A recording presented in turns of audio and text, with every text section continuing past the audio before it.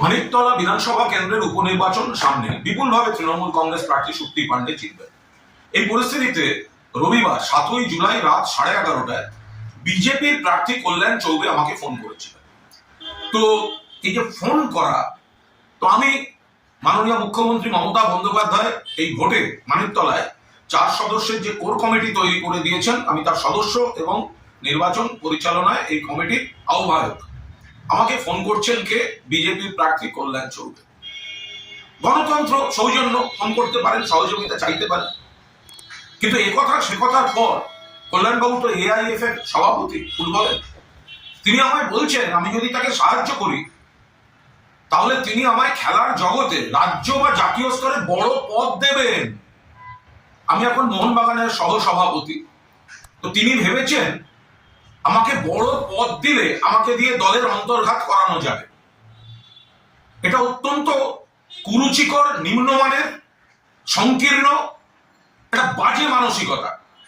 প্রতিপক্ষের কাছে সহযোগিতা চাওয়া যেতে পারে, খেলার মাঠের সৌজন্যের পূর্ব পরিচয়, কিন্তু তার সঙ্গে এই যে ঘুষ দেওয়ার প্রবণতা, আপনি মনে করলে আমি আপনাকে জাতীয় স্তরে, আপনি AIF এর সভাপতি বলে কুণাল ঘোষ, আজ মনে রাখবেন কেন্দ্রীয় সরকার আমাকে টেলিফোন অ্যাডভাইসারি কমিটির চেয়ারম্যান করেছিল। আমার জীবনের অনেক ঝড় জলের পর আমি প্রত্যাখ্যান করেছিলাম। আমি বলছি অত্যন্ত খারাপ মানসিকতা বিজেপির এই প্রার্থী, এবং বিজেপির এই হচ্ছে হাল, গোহারা হারবে। সেই জন্য তৃণমূলের কোর কমিটির কনভেনারকে বলছি আপনি আমাদের সাহায্য করুন, আপনাকে বড় পদ দেব। এটা তো ঘুষ দেওয়ার চেষ্টা।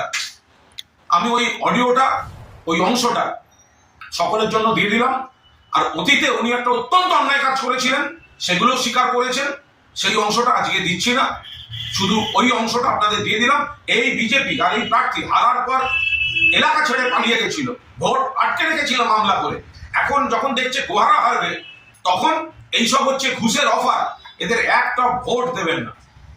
ধরুন আমার কাজ এখন খুব সত্যি কথা বলতে গিয়ে আপনাকে বা আপনার দলকে কতটা ভোটে হারানো যায়, এবার মানুষ কি করবেন সে তো মানুষের বিষয়, কিন্তু আমার কাজ এখন যেটা দল বা নেতৃত্ব দিয়েছেন সেটা হচ্ছে সিটটাকে জিতিয়ে আনা। কুণালদা, আপনার কাছে খুব অনুরোধ করছি, আপনি আমার একদম নিবেদন স্বরূপ অনুরোধ করছি, যদি কোথাও মনে হয় একটা উপনির্বাচনে তো আপনার সরকার গড়বে না, ভাঙবে না, যদি কোথাও মনে হয়, তো সেটাই মানুষকে বলছি, একটা সরকার গড়বে না, ভাঙবে না, কিন্তু সেই কারণেই যখন বিধায়ক চুজ করবেন তাহলে সরকারি পক্ষের লোককে করুন, যাতে এলাকায় আরও ভালো করে কাজ করে। এটা আমরা বক্তৃতাতেও বলছি, আমাদের লাইনও সেটাই। না, আমি আপনার কথাটা শুনলাম আর কি। না, আমি ঠিক, আপনি যা বলেছেন ঠিক বলেছেন, কিন্তু আমি যদি এখান থেকে বিধায়ক হতে পারি, আমার মনে হবে যে সেখানে আপনার একটা বৃহৎ ভূমিকা থাকবে।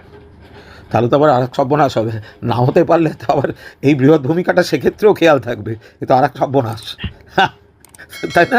দেখুন,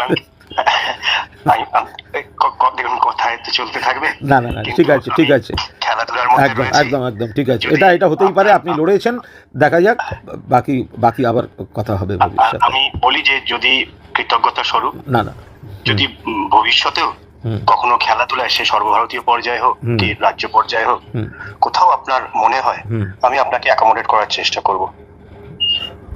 থ্যাঙ্কস, আপনি বলেছেন, আমার খুব একটা ওসবে আগ্রহ নেই, তবে ঠিক আছে, ভালো থাকবেন, পরে কথা হবে।